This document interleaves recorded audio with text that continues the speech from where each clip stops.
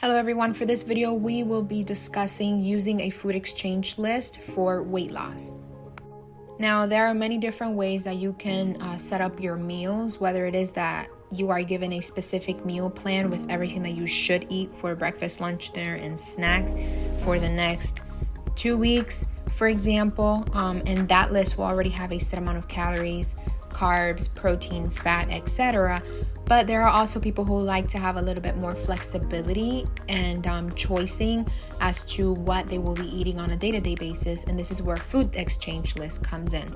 It allows people to have the flexibility by being able to plan out their own meals based on the categories that are listed in this food exchange list. So let's dive right in. So what exactly is a food exchange list? Well, a food exchange list basically consists of similar foods that are grouped together so that the specified amounts of each food that's listed within that one group is approximately the same amount of energy, carbohydrates, protein, and fat content. So any one of the food in that particular exchange list category can be exchanged for another in the same list, and you'll still be consuming the same amount of energy, carbohydrates, calories, fat, etc. So to dive more in depth with the food exchange list and its categories, in general, all the categories include vegetables, fat-free and very low-fat milk, very lean protein, fruits, lean protein, medium-fat proteins, starches, and fats.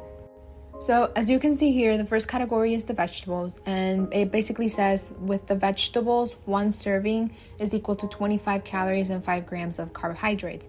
And it shows you what's the measurement for one serving. So for example, for a cooked vegetables, any cooked vegetable, half a cup is equal to one serving, which is equivalent to 25 calories and 5 grams of carbs. If you are hungry, this is basically the category to kind of indulge more on, just because it has the lowest amount of calories and carbohydrates. Same thing it is for the fat-free and very low-fat milk, which is one serving is 90 calories per serving, which one serving is equivalent to 1 cup of fat-free or 1% milk, or 3/4 of a cup of plain fat or non-fat or low-fat yogurt, or 1 cup of artificially sweetened yogurt. And then same thing with the very lean protein. The choices are 1 ounce of either turkey breast or chicken breast without the skin, a fish fillet, canned tuna and water, shellfish. It's 35 calories and 1 gram of fat per serving, and then so on and so forth. You get the picture. So to put it a little bit more into perspective on how it's used, let's say you are in a 1,200 calorie budget on a 24-hour basis. And you want to make sure you have your 1,200 calories.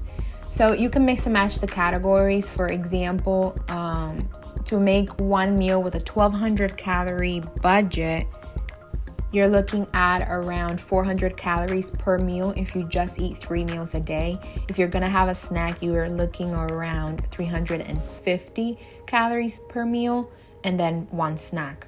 So when you're doing that, let's say you want to have vegetables and protein. So just putting an example, trying to get to 400 calories per meal. If you do 2 cups of cooked vegetables, whatever they may be, along with maybe 5 ounces of a very lean protein, when you add everything together based on the calculations, that is approximately 275 calories for that one meal. So you still have the ability to add more food into it. So then you look at your plate and you say, well, that's just not enough food. Let me add something. You can go back and add something into whichever category. In this case, I'm going to use the example that you can add like 2 cups of chickpeas, and that would be an additional 70 calories. And then that would total to 345 calories for that meal.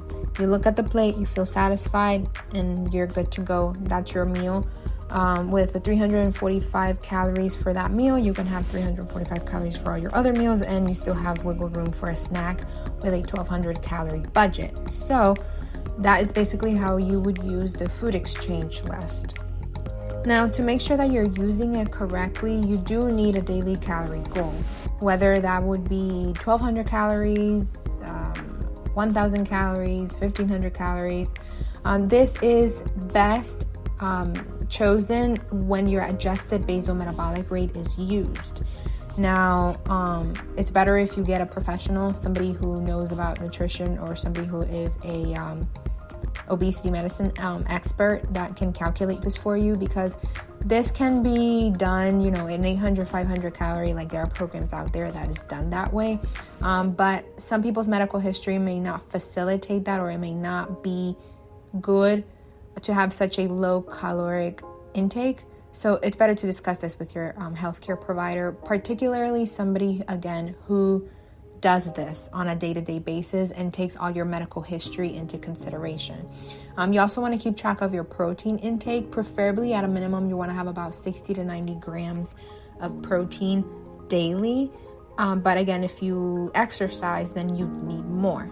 The goal of this whole thing, apart from you being able to plan out your own meals, is to be able to consume more protein than carbohydrates, particularly your simple carbohydrates, and that would be your things like your rice, your pastas, your baked goods, etc.